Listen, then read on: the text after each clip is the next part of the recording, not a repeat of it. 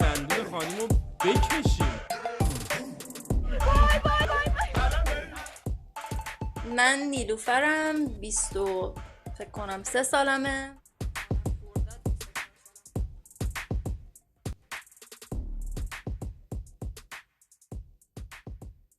موقعی که ما سیستم مناسب نداشتیم، من خودم سیستم خوبی برای گیم زدن نداشتم. دوستامون که پسر بودن خیلی راحت میرفتن گیم نت، اونجا با سیستم‌های خوب گیم میزدن، ولی ما بعد یواشکی میرفتیم تو گیم نت، میرفتیم توی اتاق میشستیم تا موقعی که میخواستیم بریم بیرون.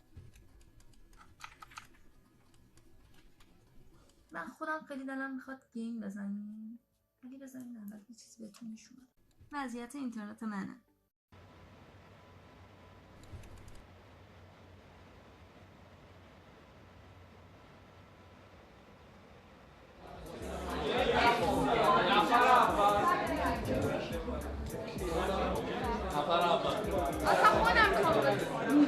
میکنم اتفاقا فرصت های برابری وجود داشته باشه، چه از لحاظ اینکه ورود به گیم نتا، چه از لحاظ ورود به مسابقات. دلیل اصلی که من از ایران خارج شدم 100% برای پیشرفت کارم بوده. خب مثلا اینجا یه چند تا شرکت به من پیشنهاد کاری دادن، رفتم چند تا جلسه. این موقعیت رو توی ایران مساعدم پیش نمی اومد.